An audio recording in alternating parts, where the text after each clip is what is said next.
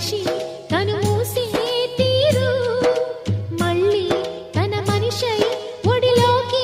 చేరు మమతానురాగ స్వాగతాలు పాడ నవ్వు